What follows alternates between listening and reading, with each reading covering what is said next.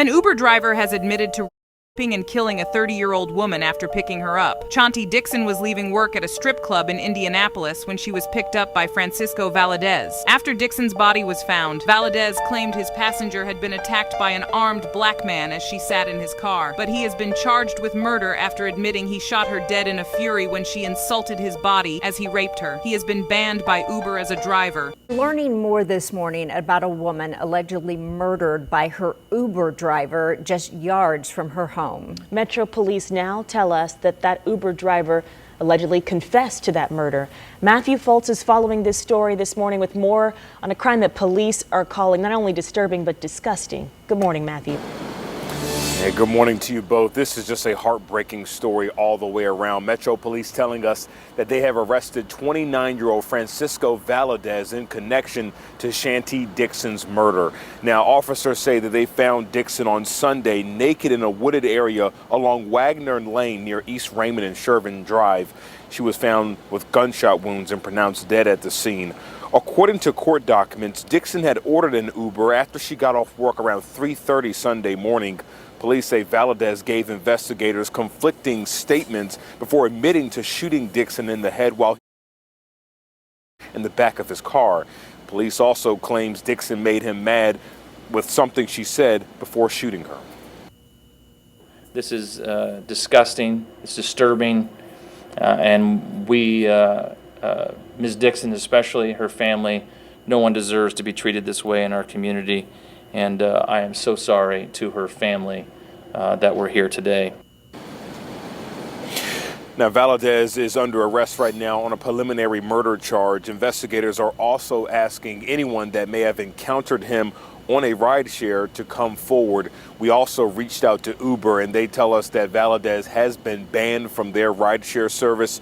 Meanwhile, Julia and Jalea, coming up at 5:30, you'll hear more from neighbors living in that community and more about who Dixon was.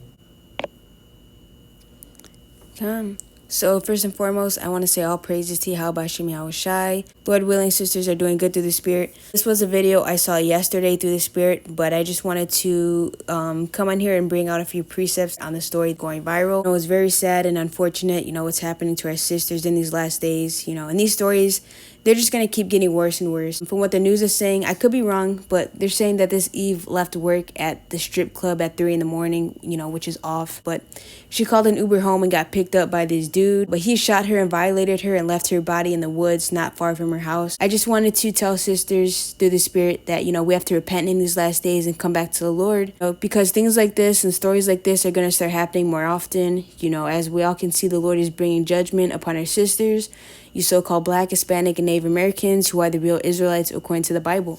And I wanted to get this in the book of Isaiah, chapter 32, verse 9 through 11. Isaiah 32, 9.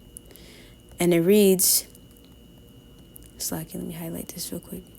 Rise up, ye women that are at ease. Hear my voice, ye careless daughters. Give ear unto my speech. Many days and years shall ye be troubled, ye careless women. For the vintage shall fail, and the gathering shall not come. Tremble, ye women that are at ease. Be troubled, ye careless ones. Strip you and make ye bare, and gird sackcloth upon your loins. Right? So the Lord is telling our sisters to rise up in these last days, because troubling times are coming. So all hell is about to break loose. Things are about to get completely crazy. So we rise up by returning to the Lord, Yahweh Bashem Yahweh Shai, by repenting, putting off our wicked ways and the old woman, and by keeping the law, statutes, and the commandments found in the Bible. And it's very sad that the sister had to die this way, but it says in Galatians 6 and 7, let me get that really quick. Be not deceived, the Most High is not mocked, for whatsoever man soweth, that shall he also reap. So this is the book of Galatians chapter 6 verse 7 through 8. And it says, Be not deceived, Yahweh is not mocked, for whatsoever a man soweth, that shall he also reap. For he that soweth to his flesh shall of the flesh reap corruption, but he that soweth to the Spirit shall of the Spirit reap life everlasting. Right? So we have to remember that all of the works that we're sowing in the earth, whether it's righteous or wicked, we're going to reap back. And sadly, this is what the Eve reaped back. This was her judgment from the Lord. This sister was sowing to the flesh, on OnlyFans, at strip clubs, doing Lord knows what. This is the book of 1 Timothy chapter 5 and verse 6. And it reads, but she that liveth in pleasure is dead while she liveth. Right? So sisters that live in pleasure, sisters that live according to the lust and the flesh and the lust of the eyes and the pride of life are spiritually dead, and eventually that's going to lead to, their actual death. And this is the book of Proverbs, chapter 21 and verse 16. And it says, the man that wandereth out of the way of understanding shall remain in the congregation of the dead. So we don't want to be with the congregation of the spiritually dead, wander out of the way of understanding. That's why it's important that we're seeking the Lord, seeking out this knowledge, wisdom, understanding, and keeping these laws, statutes, and the commandments. It's the book of Proverbs, 7th chapter, actually. Chapter 7 and 2.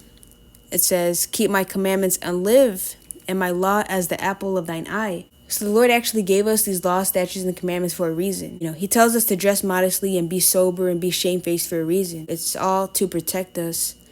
And it actually says that in Deuteronomy chapter 10, verse 12 on down.